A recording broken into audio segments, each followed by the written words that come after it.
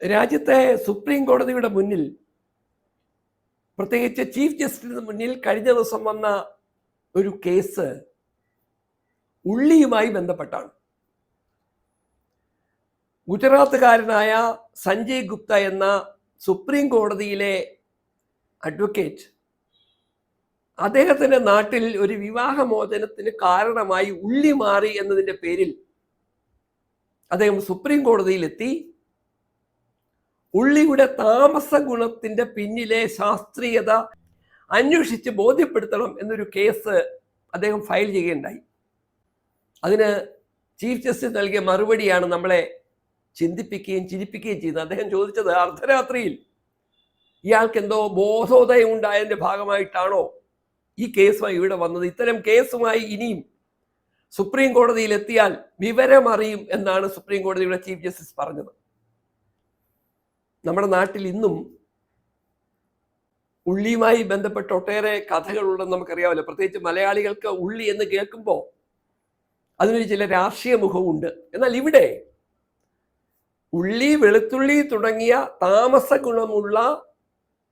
താമസ ഗുണമുണ്ട് എന്ന് വിശ്വസിക്കുന്ന ഒരു വിഭാഗം ആളുകൾ പറയുന്നത്, ഇങ്ങനെയുള്ള വിഭവങ്ങൾ കഴിച്ചാൽ ആളുകളിൽ കോപം, മോശമായ സ്വഭാവ ഗുണം ഒക്കെ ഉണ്ടാകുമെന്നാണ്. എന്നാൽ ശാസ്ത്രീയമായി നമുക്കറിയാം, ഉള്ളി നമ്മുടെ ഉരുളക്കിഴങ്ങിനെ പോലെ ഇല്ലെങ്കിൽ മരച്ചീനിയെ പോലെ മണ്ണിനടിയിൽ വളരുന്ന ഒരു കാർഷിക വിളയാണ്.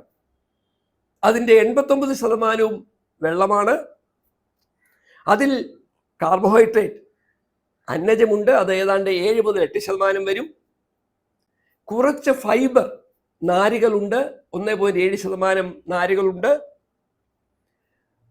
അതിൽ പഞ്ചസാരയുടെ അളവ് ഏതാണ്ട് 4 മുതൽ 5% വരും.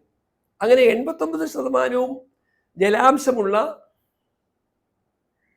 ഫാറ്റ് വളരെ കുറവുള്ള,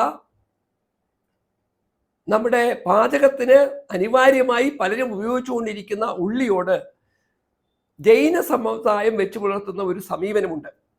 ഉള്ളിയോട് മാത്രമല്ല, മണ്ണിനടിയിൽ വളരുന്ന എല്ലാ സസ്യവിഭവങ്ങളും ഭക്ഷണത്തിൻ്റെ ഭാഗമാക്കാൻ ഞങ്ങൾ തയ്യാറല്ല എന്നവർ പറയുന്നത്, ഒരു ചെടിയെ പൂർണ്ണമായും നശിപ്പിച്ചുകൊണ്ട് വേണം ആ വിഭവം മണ്ണിനടിയിൽ നിന്ന് എടുക്കാൻ എന്ന കാരണം കൊണ്ടാണ്. എന്നാൽ ഇവിടെ ഗുജറാത്തിൽ ഒരു വിവാഹമോചനത്തിന് കാരണം ഈ താമസ ഗുണമുള്ള ഉള്ളി കഴിച്ചതാണെന്ന് പറഞ്ഞുകൊണ്ട് സുപ്രീം കോടതിയുടെ മുന്നിൽ ഈ സഞ്ജയ് ഗുപ്തയെ പോലുള്ള ആളുകൾ കേസിന് പോകണമെങ്കിൽ ഇന്ന് നമ്മുടെ രാജ്യത്ത് അനാരോഗ്യകരമായി ശക്തി പ്രാപിക്കുന്ന പിന്തിരിപ്പൻ ആശയങ്ങളോട്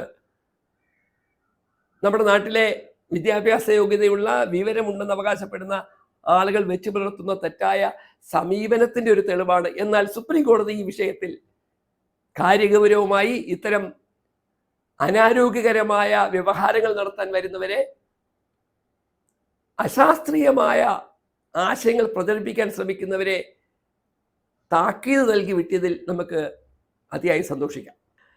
ഭക്ഷണവുമായി ബന്ധപ്പെട്ട് വ്യക്തികളുടെ അവകാശങ്ങളെ ഇന്ത്യയെപ്പോലുള്ള രാജ്യം 100% അംഗീകരിക്കുന്നുണ്ട്. ചില പ്രത്യേക ഭക്ഷണം നല്ല സ്വഭാവം ഉണ്ടാക്കുമെന്നും മറ്റു ചില ഭക്ഷണങ്ങൾ മോശമാണ് എന്നുമുള്ള ഒരു പ്രചരണം നമ്മുടെ നാട്ടിൽ ശക്തമാക്കിയതിൻ്റെ പിന്നിൽ ഹിന്ദുത്വ, ബ്രാഹ്മണിക്കൽ രാഷ്ട്രീയം വളരെ നിർണായകമായ പങ്ക് വഹിച്ചുകൊണ്ടിരിക്കുന്നു നമുക്കറിയാമല്ലോ. ബീഫ് കഴിക്കുന്നവർ എന്തോ മോശക്കാരാണെന്നും അവരെ സമൂഹത്തിൽ നിന്ന് ഒറ്റപ്പെടുത്തുന്നതിൽ ഒരു തെറ്റുമില്ല എന്നുള്ളൊരു പൊതുബോധം ഒരു വശത്ത് ശക്തമാകുമ്പോഴാണ് ഉള്ളിയെപ്പോലെയുള്ള വിഭവങ്ങളുടെ കാര്യത്തിൽ പോലും കഴിക്കുന്ന ഭക്ഷണം മനുഷ്യന്റെ സ്വഭാവം തീരുമാനിക്കുമെന്നുള്ള മഠയത്തരം പ്രചരിപ്പിക്കാൻ ചിലർ ശ്രമിക്കുന്നത്. ഇവിടെയാണ് ബൈബിളിലെ വളരെ ശ്രദ്ധേയമായ ഒരു വചനം നമ്മുടെ ഓർമ്മയിൽ വരുന്നത്. നിങ്ങൾ എന്ത് കഴിക്കുന്നു എന്നതിലല്ല, നിങ്ങളിൽ നിന്ന് എന്ത് പുറത്തേക്ക് വരുന്നു എന്നതാണ് പ്രധാനം.